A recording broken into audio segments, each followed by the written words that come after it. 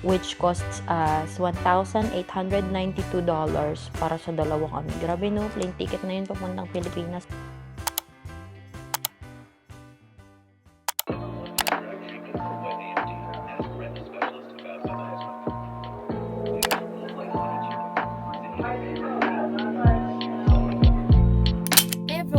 So, good morning. Andito ako ngayon sa parking lot ng dental clinic na pinuntahan ko. Last year, nagpapadentist na kami.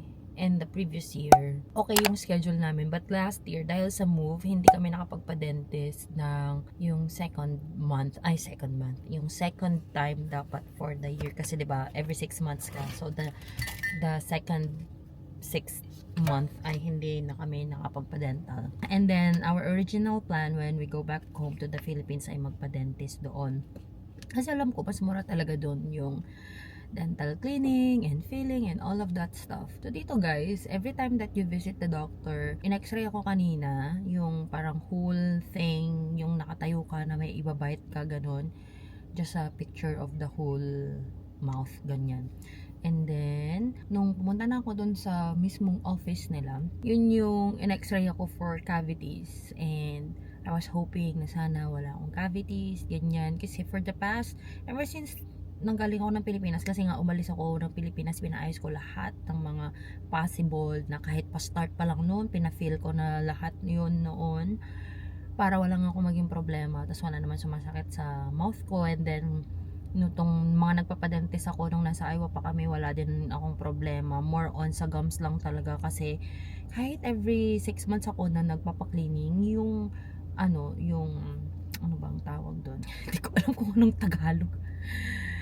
Yun, basta yung dumi, ano siya na sumiksik sa ano ko, sa gums ko kahit naka-electric toothbrush na ako, yung talagang sinasaksak na rechargeable, yun yung ano ko. So ngayon, medyo napabayaan yung ngipin for the past 6 to 8 months, and the result of the x-rays and the depth ng gums are not okay. So, instead of doing twice a year, I'm gonna go to them every 3 months until na maayos yung aking ngipin. And then, yung pagka-clean ng aking ngipin daw ngayon, inanumb nila. Kailangan pang inumb, grabe. Nililinis naman ako na hindi ako ninanumb, kaya ko naman. Pero, yun ngayon, sa kanila daw, inanumb ako. And then, dahil sa ano namin, sa insurance namin, ay hindi siya inaalaw na whole mouth ay i-clean yung sa case ko ha, kasi starting na daw yung sa gums ko, kasi sa starting gum disease na daw kasi siya. So actually deeper siya ngayon compared sa last year. I know my numbers last year, hindi ako umabot sa ganun. Meron akong umabot ngayon ng 5 na 3 ngipin ata. Right side muna ang i-clean, and then for the next visit, left side naman, ganun. Kasi nga inanumb, tapos ila-laser pa yung mouth ko.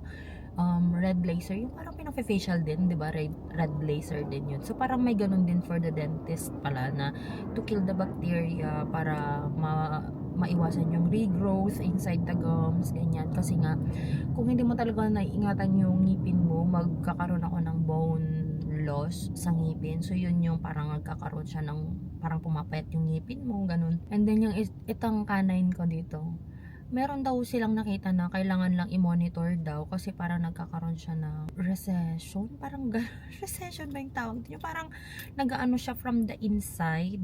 Pero they don't know what's causing daw talaga sa mga ganong situation. So it's not because kulang ako sa pagbabrush or hindi. Basta daw, parang nangyayari lang daw yun out of nowhere. Pinamit ako sa plant of care manager nila. Ay, guys, my goodness. Kaya kailangan talaga pag-ingatan ng ngipin. Kasi yung insurance namin, 80% lang yung babayaran. So, ang laki ng out of pocket ko. Doon sa right side na lilinisin yung right side ko, tapos lilinisin yung left side ko. So, it's gonna be 400 plus each time that I visit. Tapos, meron akong 5 or 4 na ngipin na may pa-start na daw na cavity. Pwede na yun na ipaayos ngayon. So, sabi ko, kung pwede nang ayusin na. Kasi mas masakit kapag lumaki na. So, sobrang liit pa lang talaga. Makikita mo na parang may dot lang siya. Pinakita sa akin sa picture dun sa TV nila, ganun. Mas mura yung akala ko mas mahal yung pag-fill kaysa sa cleaning ko. So, mas mahal yung mga cleaning ko kasi nga deep cleaning talaga siya. Tapos, kailangan pang may laser, ganyan-ganyan. So, the filling will only cost me $192 out of pocket. Tapos, yung mga cleaning, it's gonna cost me $461 and $485 for a grand total of $1,138. Oh my God. Kasi in-offer sa akin ko, gusto daw ba namin na bayaran ko siya monthly, ganun na. Pwede lang, ayoko ng ganun, yung monthly na babayaran kasi parang dadagdag na naman sa iisipin ko na utang, ganun. Kasi nga, syempre, may binabayaran na kaming monthly na mga sasakyan namin. So, ayoko naman na nag-enjoy kami sa life, nakakapag-shopping kami tapos yung mga ngipin namin hindi maayos, and syempre, it's part of our health. So, mas priority yon kisa sa mga ibang ganap sa buhay. So, canceled na naman po ang isang travel natin. May pupuntahan pa man din sana kami, pero ang daming gastos talaga this year. May stress ako sa budget namin for this year. Nag-annual budget na ako, may strategic plan na kami for this year, pero kung ito sa akin yung gagastusin ko, 1,138. Ang benefit ko naman, ang babayaran ng insurance is 1,267. So, mas malaki yung babayaran nila. Pero, syempre pa din, parang, ganun talaga. Uwi muna tayo. Sumasakit ang puso ko sa mga bayarin. Wait lang. Hey guys, update. So, tapusin ko lang tong vlog na ito. Hindi na kami nakapag-vlog during the time na nagpa-procedure kami. Kasi guys, sobra, grabe. Para kang mapaparalyze. Hindi ko masabi kung paano ba. So, I did the procedure first. Morning ako, and then si Mac afternoon.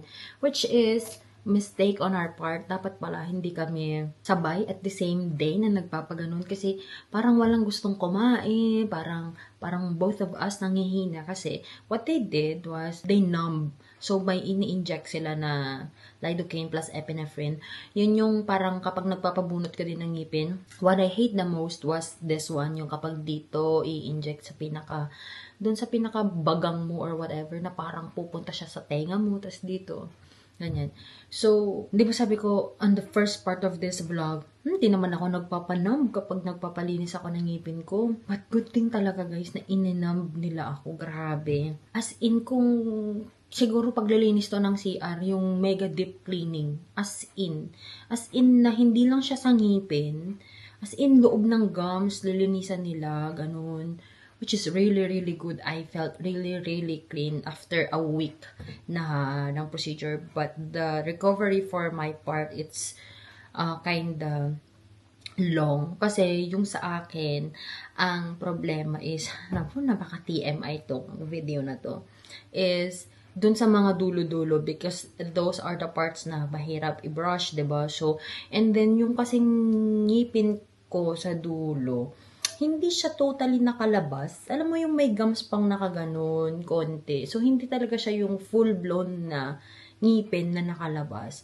So, kailangan nilang i-ano yun, parang inayos nila na parang nag-recede na yung gums ko after the procedure. Parang bumaba na, kung ito yung ngipin ko, gumanyan na siya. Yung parang normal na talaga na gums, hindi na siya yung medyo nakakover. So, medyo mas masakit yung akin, mas matagal yung recovery. Tapos, hindi mo talaga ma-feel yung half ng mouth mo, ganun. Tapos, meron pa yung part sa akin na nililinis nila, hindi yung typical na panglinis, yung parang, yung pressure washed yun eh. Parang tubig lang naman yun na laser. Hindi talaga siya yung metal na ginaganon. Tapos, hindi ko pa pinanumb talaga ng totally. Kasi ayoko na magpa-inject dito sa harapin. Sabi naman ng hygienist ko, it's fine naman. Kasi parang magagawa lang niya yun ng hand scale. Kasi not heavy naman daw dito sa harap ko. Doon talaga sa dulo yung pinaka-problema talaga. And then, every time na pagtapos na siya, parang i-x-ray ulit niya kung may makikita pa sila sa x-ray na dot na kailangan pang linisin. Feeling parang 2 or 3 beses nila ako in-x-ray para lang masigurado na talagang malinis talaga siya. Ito pala kasi yung una, kasi dito daw yung mas heavy. For some reason, hindi ko naingunguya itong side ko na to. Pero ito yung mas madumi compared dito. Pero in the naked eye talaga guys, hindi naman hindi madumi yung ngipin. Hindi madumi.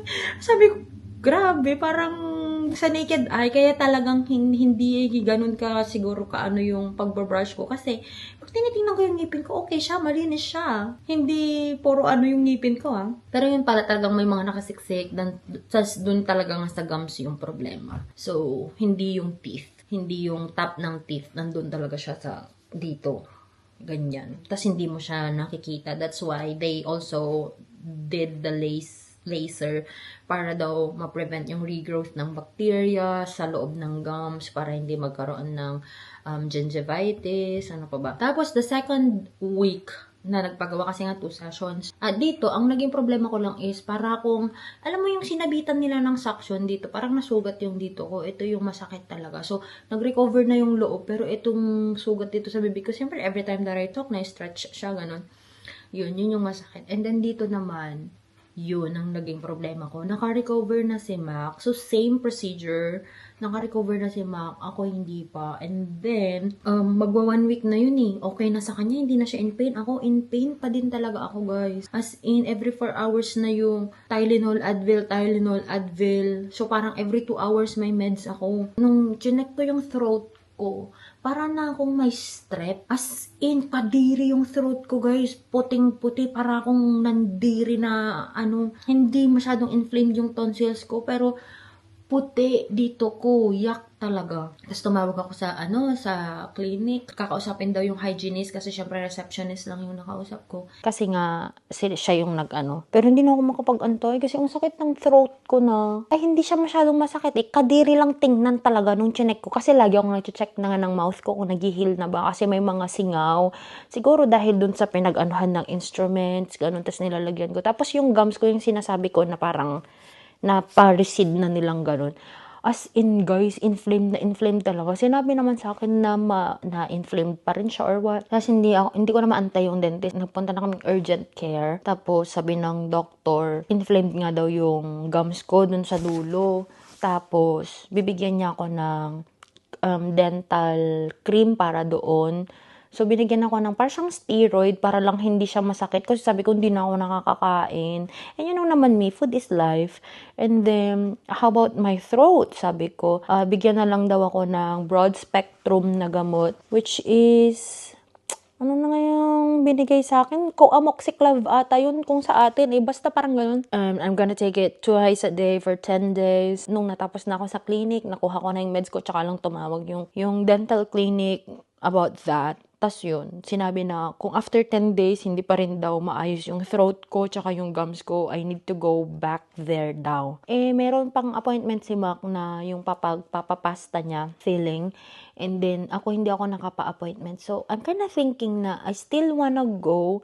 Kaso kasi hindi ko alam kung yung pain ba is same as when yung recovery is same ba nung parang nilinis ako. Kasi kung ganun, ang dami namin kailangan gawin for the next 2 weeks and I don't wanna be paralyzed because of that. Alam mo yung kapag masakit yung ngipin mo na parang masakit ang ulo mo and everything. Yung gums ko talaga, ang sakit yung parang masasagi lang siya ng food or ng water. Sobrang sakit nun. Pero wala naman akong sumasakit na ngipin na, alam mo yung masakit ang ngipin, yung ganun. Buti na lang din talaga wala akong mga bulok na ngipin or what. Ang pangit ng word. Pero may kailangan i-fill kasi may nag-start na. I don't want to wait na lumala yun, lumaki, and then masisira yung ngipin ko. Kasi, di ba, isang set lang ng ngipin ang meron tayo for the rest of our lives. And it connects to our internal organs as well. And I don't want to get sick just because of my teeth. So, I don't know if gagawin pa rin namin siya or we will wait for some time para gawin siya. Actually, mura lang naman na yun, 100 plus, wala pang $200 for me. Ewan ko yung kay Mac.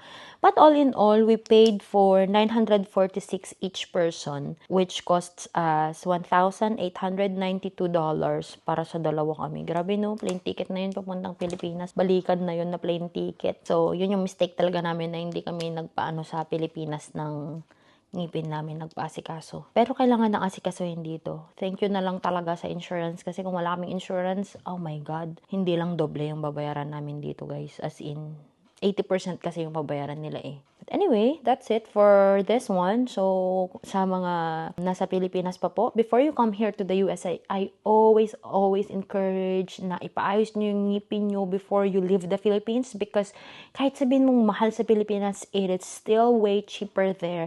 Para kahit hindi kayo kumuha ng insurance nyo right away for the first year, kung talagang gipit kayo.